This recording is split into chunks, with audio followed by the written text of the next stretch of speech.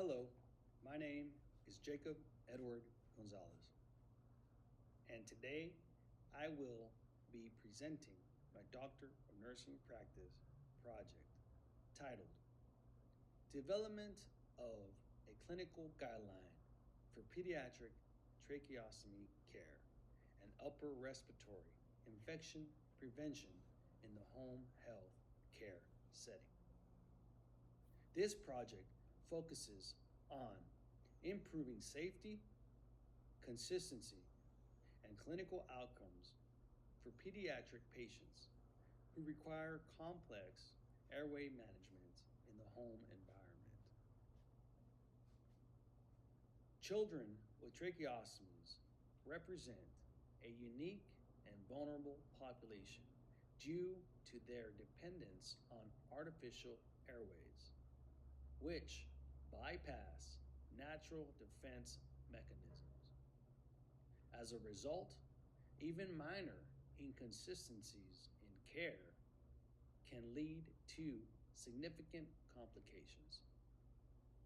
This project was developed to address those risks by creating a standardized, evidence-based approach that can be used across home health settings.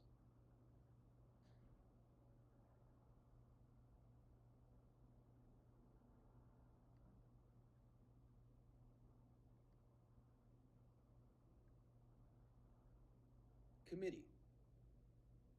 I would like to begin by acknowledging my committee members, including my chairman, Dr. Davis M.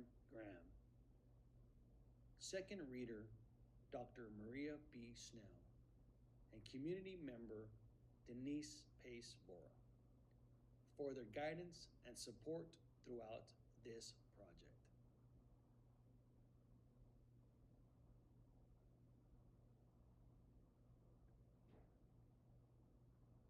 Background significance. Pediatric patients with tracheostomies require complex, high-risk airway management and are at an increased risk for complications such as airway obstruction, respiratory infections, and hospital readmissions. These risks are especially significant in the home setting, where care is primarily provided by family caregivers who may have varying levels of training and experience. Additionally, home health nurses may follow different care practices depending on their clinical background or agency protocols.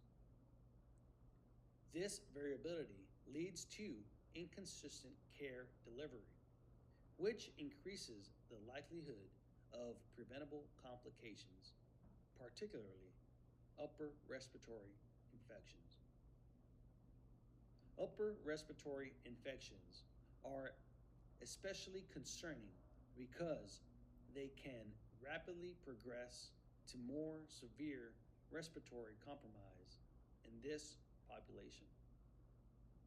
Therefore, the aim of this project was to develop a standardized, evidence-based clinical guideline to improve care consistency, patient safety, and infection prevention in the home setting.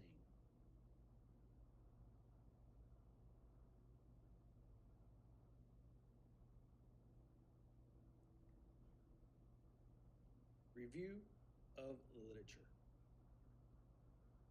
Review of the current literature revealed several key findings that informed this project. First, pediatric tracheostomy patients have higher morbidity rates, particularly related to respiratory complications. Second, research demonstrates that standardized care practices, significantly reduce complications and improve patient outcomes. Third, caregiver education is critical. Caregivers must be trained in suctioning techniques, equipment care, infection prevention, and recognition of early warning signs. Without proper training, delays in recognizing complications can lead to worsening conditions and increased hospital utilization.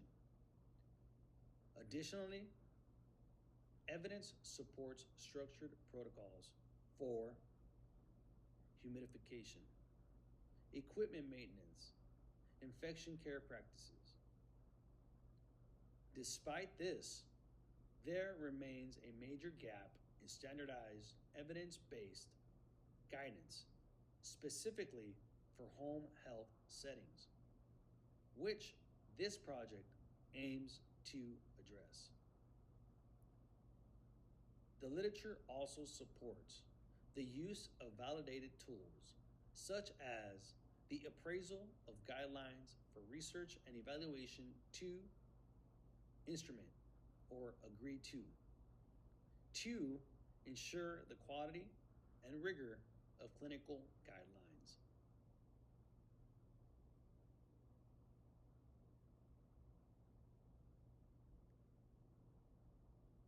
Theoretical framework. This project was guided by the evidence-based practice framework by Malink and Feinout Overholt. This framework emphasizes integrating best available evidence, clinical expertise, and patient and caregiver needs. It was particularly appropriate for this project because it supports the translation of research into practical clinical applications. This framework guided the development of the guideline, ensuring that it was both evidence-based and applicable in real-world home health care settings.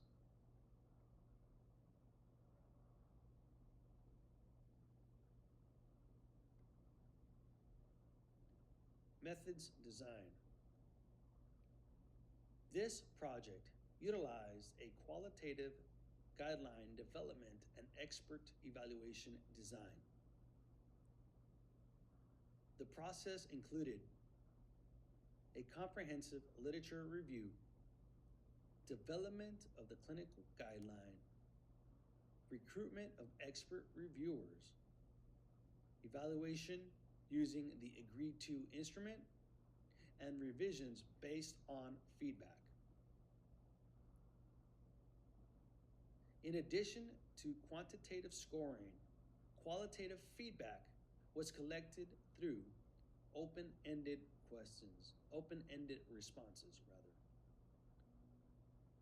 Reviewers provided narrative comments, which were analyzed using thematic analysis to identify key themes such as clarity, usability, and clinical relevance. This feedback was used to refine the guideline and improve its applicability. The inclusion of qualitative feedback allowed for a more comprehensive evaluation beyond numerical scoring, ensuring both methodological rigor and clinical relevance.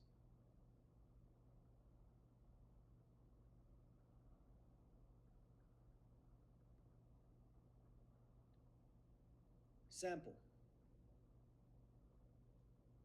The sample consisted of 3 expert reviewers, with 4 invited and 3 completing the evaluation, resulting in a 75% response rate. Participants were selected based on their experience in pediatric airway management, home health care, and currently practicing in a relevant clinical or leadership role. They average approximately 10 years of clinical experience. Their roles included registered nurses, which are clinical supervisors, and an executive director. This combination of clinical and leadership perspectives strengthened the evaluation and ensured both clinical and organizational relevance.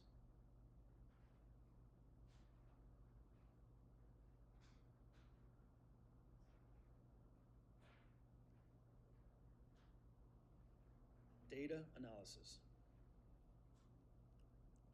Data analysis was conducted using the agreed-to instrument, which evaluates guideline quality across 6 domains.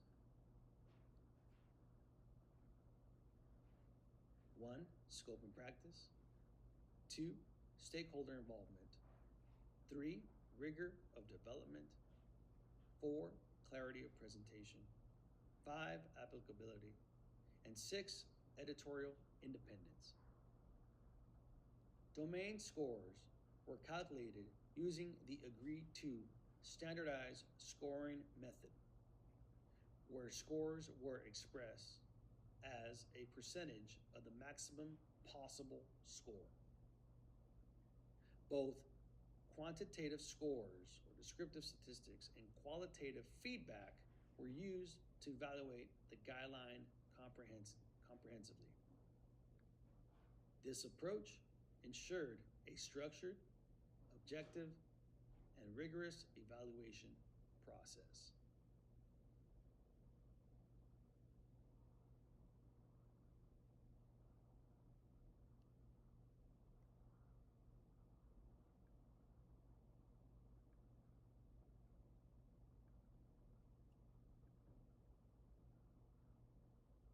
Results. The guideline demonstrated strong overall quality with agreed-to domain scores ranging from 88% to 97%. As seen on the left in Figure 1, agreed-to domain score percentages. The highest scores were observed in clarity of presentation at 97%, as seen in purple, and scope of purpose at 95%, seen in blue, indicating that the guideline is well organized and easy to interpret. Applicability scored slightly lower at 89%, as seen in green, reflecting common challenges in real-world implementation. On the upper right side, Figure 2, agreed-to domain distribution by all reviewers, depicts an even 17% of the domain distribution by all reviewers.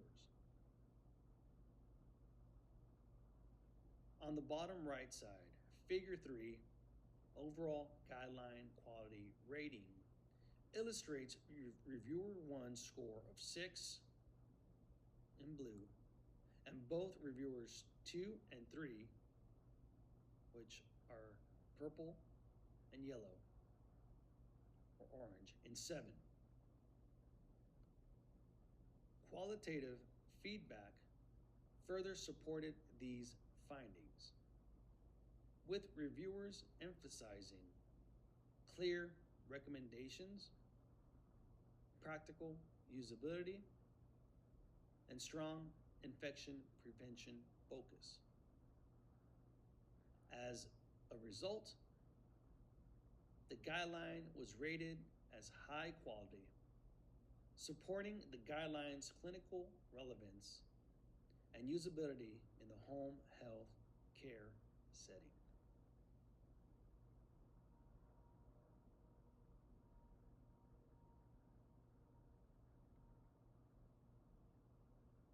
Limitations.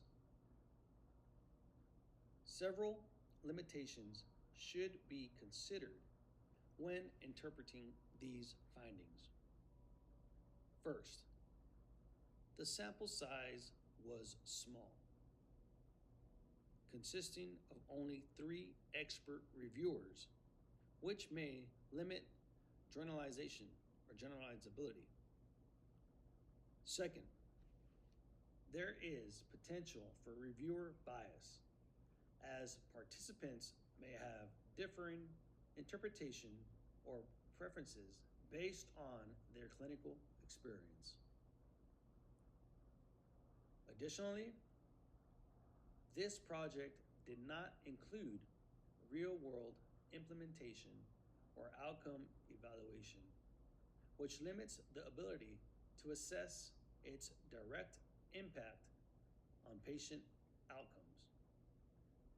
And finally,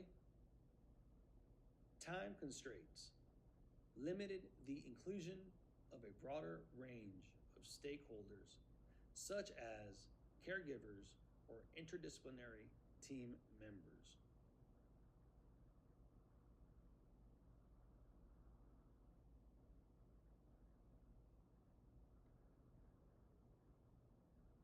Discussions. The findings of this project indicate that the developed guideline is both clinically relevant and of high quality based on expert evaluation. The strong scores in clarity and scope suggest that the guideline is user-friendly and clearly communicates best practices. The strong scores also support the need for standardized pediatric tracheostomy care in the home setting. The guideline also improves clarity and usability for providers and offers a structured approach to caregiver education and infection prevention. These findings reinforce the importance of combining evidence-based practice with expert clinical input. Importantly, the results support the readiness of the guideline for implementation in the clinical practice.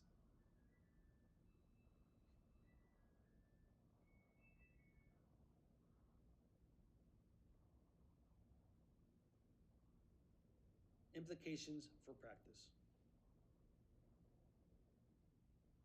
This project has several important implications for clinical practice.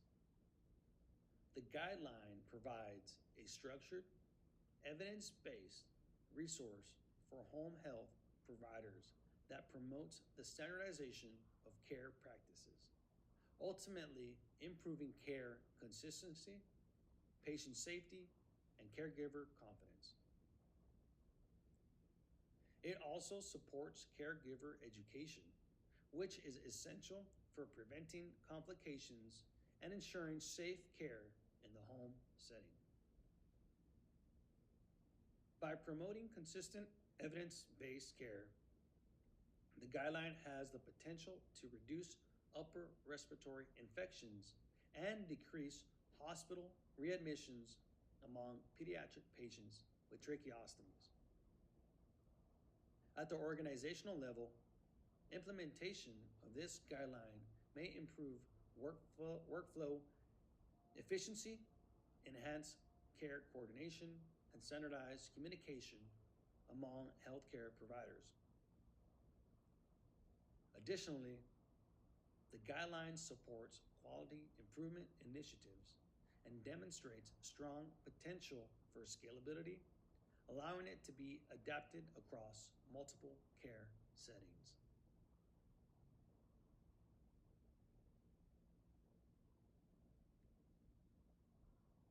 Conclusions. In conclusion, this project successfully developed a clinical guideline aimed at improving pediatric tracheostomy care and upper respiratory infection prevention in the home health care setting. The guideline was found to be of high quality and clinically relevant based on expert evaluation. Although implementation and outcome evaluation were beyond the scope of this project, future efforts should focus on applying the guideline in practice and measuring its impact on patient outcomes. From a personal perspective, this project has significantly strengthened my skills in evidence-based practice, clinical guideline development, and leadership. It also prepared me for my future role as a family nurse practitioner, where I will continue to advocate for high-quality standardized care.